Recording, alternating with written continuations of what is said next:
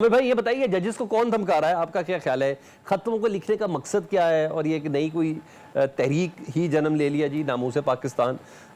आपको खुरा किस तरफ निकलता हुआ नजर आ रहा है? ये अचानक खतूत ही शुरू हो गए सारे। आता हूं इस तरफ। अभी जो आपने शॉर्ट सुनवाए, जी जी मियां जावेद लतीफ हों, राना सनाउल्लाह का जिक्र किया या चांडियो साहब, जी जी। पीएमएलएन के दोनों लोग इलेक्शन हार गए और चांडियो साहब को टिकट नहीं मिला।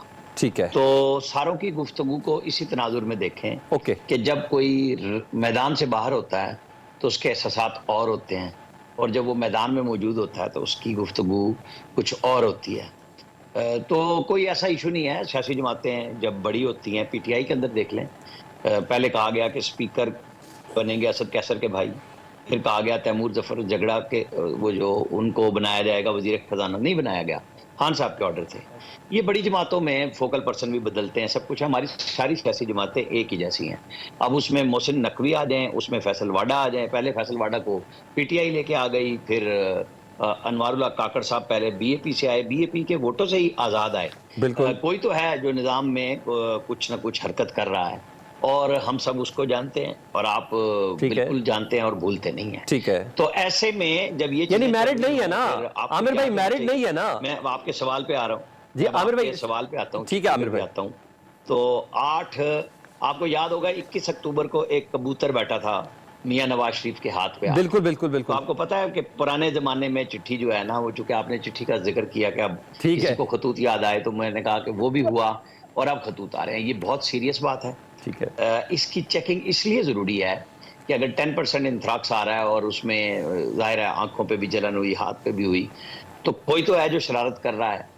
लेकिन यहाँ पे जो शरारत का मकसद है वो है पाकिस्तान की अदलिया इस्टेब्लिशमेंट के दरमियान में एक लड़ाई डालना, कि चूंकि 6 जजेस ने एक खत लिखा है और उन्होंने इल्जाम लगाया है, तो क्या हमारे इदारे इस किस्म की हरकतों के लिए बैठे हुए हैं? बिल्कुल भी नहीं। ये इन्वेस्टिगेशन जाहिर है हो रही है, सीटीडी पे भी चले गए, फॉरेंसिक में भी चले गए, पता चल जाएगी चीजें।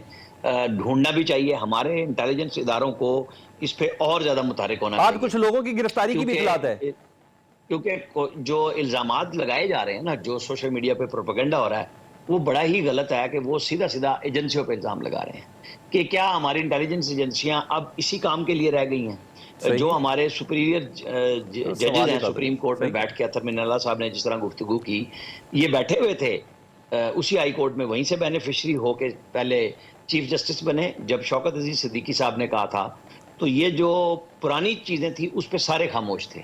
नई चीजों पे नए लोग बोलने लग गए हैं, कुछ पुराने बोलने लग गए हैं। तो चूंकि सुप्रीम कोर्ट की फुल कोर्ट बैठ रही है 29-30 को, मुतवक्को है वो भी अपना देखेगी। अब ये जो खतूत आए हैं, तो हमारा दुश्मन क्यों नहीं इसमें रंग में आएगा? बल्कि अब तो सियासतदानों को भी शुरू हो गए हैं खतूत ये ठीक है। जाने। ठीक है। मतलब ये सिर्फ जजेस तक महदूद नहीं रहे, आपको पता ही है इस बात का। तो इन्वेस्टिगेशन भी होनी चाहिए, और हमारे यहाँ चस्का भी लिया जाता है। ठीक है। और चूंकि इंथ्राक्स कोई यूं इस तरह तो अवेलेबल नहीं है नहीं है बिल्कुल। जो लोग लेके इस्तेमाल कर रहे हैं, तो इसमें आप हॉस्टाइल एजेंसियों को बिल्कुल ना भूलें। पाकिस्तान के अंदर टीटीपी भी सरगर्म है, पाकिस्तान इन सब के पीछे रहा है, और आप मत भूलिएगा। नहीं चाहे वो बिल्कुल सही कह बलूचिस्तान रहे हो हैं या बिल्कुल। पाकिस्तान के अंदर बाकी जगहों पे अभी भी आई है कि 20 हमले वो इस तरीके से कर चुके हुए हैं, पाकिस्तान के अंदर लोगों को मार चुके बिल्कुल हुए हैं। ऐसा ही है। तो हमें हर चीज को सिर्फ सियासत की नजर से नहीं देखना चाहिए, ये बड़ा जरूरी है। हाँ, इन्वेस्टिगेशन बिल्कुल प्रॉपर होनी चाहिए और उसके नतीजे सामने आने चाहिए। ठीक है।